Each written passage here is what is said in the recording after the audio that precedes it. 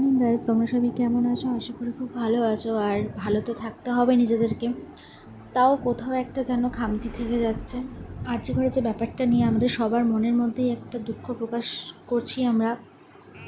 তারপরেও তো আমাদের কাজবাজগুলোও তো বজায় রাখতে হবে, কারণ সেই জিনিসটাকে নিয়ে আমরা তো ভুলতে পারবো না, কিন্তু আমাদের দিন তো চালাতেই হবে।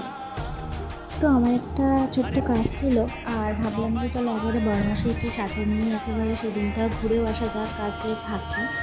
তো এই যে আজকে ছিল বৃহস্পতিবার, তাই একটু আলাদা করে নিয়েছিলাম, আর এই যে মুখে একটু ভূত হয়ে বসেছিলাম। তো তারপরে রেডি সেডি হয়ে গেলাম। হওয়ার পর এত গরম লাগছে, তো কী করবো, বেরোতে তো হবে। ওই যে বললাম একটা ছোট্ট কাজ আছে। তো চলো আমার বড়মাসি কোথায় গেল সেটা এবার দেখি। এই যে আমার বড়মাসিকে পেয়ে গেছি, তো চলো একেবারে বেরিয়ে কথা হচ্ছে। আর এই যে কাঞ্চনতলায় উঠে চলে আসলাম বাস ধরবো বলে। এখানে অনেকক্ষণ প্রায় দাঁড়িয়ে আছি, তো বাস আর আসছে না। ফাইনালি বাস আসছে, চলো বাসে এবার ওঠা যাক।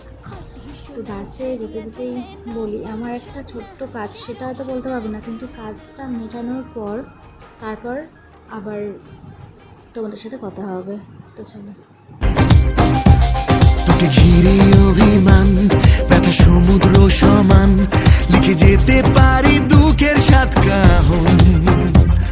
ও শহর আমার মনের কথা শোন, আমি ক্লান্ত পদাতিক। ফাইনালি কাজটা মিটে গেছে, তো চলো এবার অটোয় বসে গেছি। তো অটো থেকে নেমে 1 নম্বরে নামলাম। তারপরে যে নিয়ম দেখলেই তো আমার মনটা একটু খাবো খাবো করে, তাই জন্য কিছু জিনিস খেলাম আর পার্সেল করলাম। আর সাথে তো মিষ্টি দেখলেই তো আমার মন প্রাণ একদম ভরে যায়। তো মিষ্টিটাও একটু কিছু পার্সেল করে নিলাম, যে আমার বড়মাসি মিষ্টিটা নিচ্ছে।